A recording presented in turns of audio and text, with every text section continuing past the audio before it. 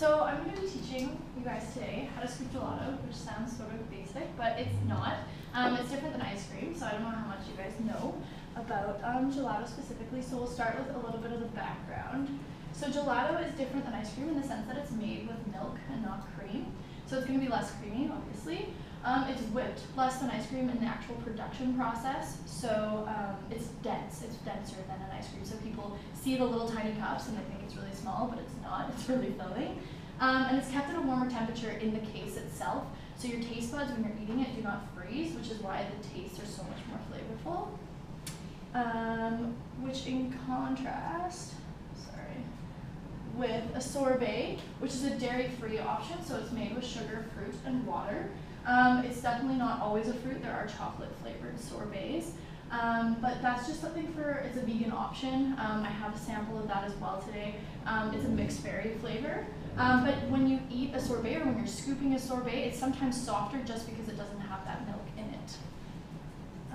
And that can often get confused with a sherbet, which is made with dairy, so it is not a vegan-free option. We don't have a lot in Canada. It's normally in Europe, but it is not vegan, like I said, and it's often made with fruits or fruit flavoring, so maybe a little bit less fresh. So, the end result of a gelato display often looks like this, so it's a little bit different than ice cream and how it's displayed. And the ridges you see sort of in the top of the pans there, which is also exactly like this pan you see here, is made actually in the production process itself. So it comes out of a machine like this through this grate, and they take a spatula, which is very different than an ice cream scoop, flat, and the gelato chef will scoop it out as it's coming through the grate, and that's what makes this design, which is what goes right into the display case. So, some important things for scooping. We'll go there. Interesting things. When you put it in the pan, you don't want the gelato to have a lot of contact with the air. So this top part in the last picture you saw there, I'll just go back for a second to explain. This last picture here, this has been blast frozen right before it went out into the display case, so the quality is staying at its best. The second you open it up and scoop it, the air gets into contact with it, it's harder for scooping. So you'll take your little scoop, pull back in the pan, and massage the gelato actually back into form before you put it in the pan. Putting it in the pan is literally straight up, 90 degrees. You have it in a little ball on the flat of the spoon and into the cup. So that's sort of a little basic thing on scooping. I've already scooped them into the containers today, so I'll scoop them out of here just for time's sake. And we can just see what the little ball of gelato looks like on the spatula itself. I don't know, does anyone, I have salted caramel and chocolate and mixed berry. I don't know, who wants one? No, obviously.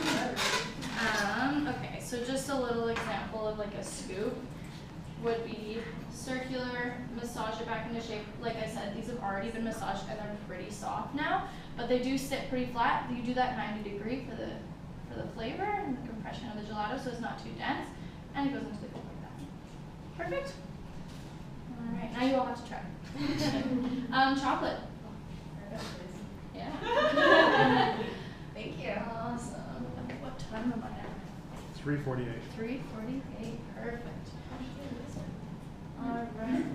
So again, it's going to be pulled back into the corner, scooped up into that little ball. That's really, really important. And the compression of this 90 degrees, so if you take the spoon and put it like this, you're flattening it in. You're actually pressing the gelato and compressing it so much so that it's actually done by weight. For gelato, not like ice cream, it's done per scoop, right? When you go buy, it's one ball, you say I'll pay for one scoop. Gelato, it's by weight because if you compress it, you're actually using more of the product. It's just done a little bit differently that way. Another chocolate. Awesome. Get everyone through quickly. Did anyone have any questions? No? All right, what's one thing that makes gelato different than ice cream? Used with milk, okay.